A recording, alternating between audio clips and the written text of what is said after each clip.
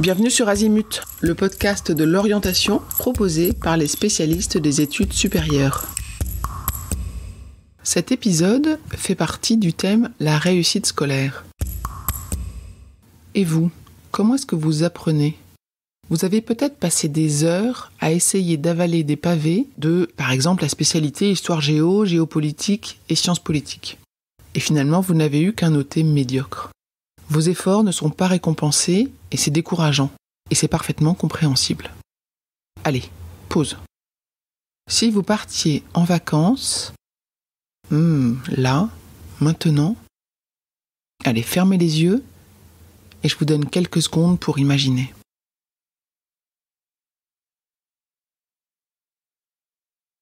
Alors, comment avez-vous vécu ce petit rêve éveillé ?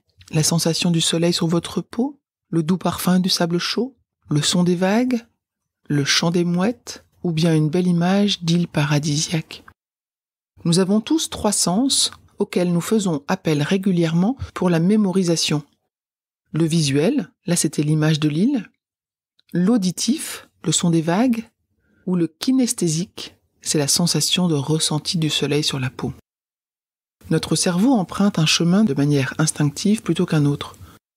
En observant votre fonctionnement, ou encore mieux en réalisant un questionnaire rapide, et adapter vos méthodes de travail, et donc mieux réussir. C'est pour ça qu'on vous en parle ici. Alors concrètement, comment faire ?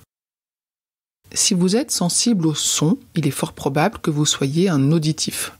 Et si vous êtes bien concentré lors des cours magistraux, vous sortez du cours en ayant retenu la majorité de ce qui est dit. Il sera tout de même nécessaire de relire le cours le soir même et la veille de la prochaine séance pour fixer la notion. Et pour ça, vous pouvez voir l'épisode consacré à la mémoire dans ce même podcast. Pour réviser efficacement, si vous êtes un auditif, vous pourrez lire à voix haute, mais aussi chanter sur un air rythmé inventé ou sur une musique que vous appréciez particulièrement. Une autre option, c'est par exemple de jouer au prof en exposant le cours à vos élèves imaginaires et en insistant bien sur les mots et les notions clés. Si le cours est long, faites un résumé enregistré avec le dictaphone de votre smartphone et écoutez-le régulièrement. Second profil, les visuels. Ce sont des images et des photos qui peuplent votre tête. Vous utilisez souvent l'expression « tu vois » pour parler d'une situation. Pas de doute, vous êtes un visuel. À vous la papeterie du quartier, vous allez avoir besoin de couleurs et de fiches Bristol. Pour bien apprendre, vous devez bien comprendre, et pour cela, il faut passer par le schéma, le dessin, les couleurs. Vos armes sont les cartes mentales et les fiches avec un plan bien mis en évidence. Pensez toujours à bien aérer vos documents de travail. Une petite astuce en plus, un bureau bien rangé vous aidera grandement. N'oubliez pas, votre cerveau prend en photo. Il sera plus simple pour lui de se retrouver dans un espace rangé, aéré, coloré et bien hiérarchisé. Alors, voyons le 3e profil, qui est plus rare quand il est prédominant, c'est le profil kinesthésique. Vous avez besoin de comprendre les choses, leurs origines, leurs applications concrètes. Le kinesthésique est sensible au ressenti, pas simple de faire le lien entre un théorème de maths et une émotion, et pourtant il va falloir essayer.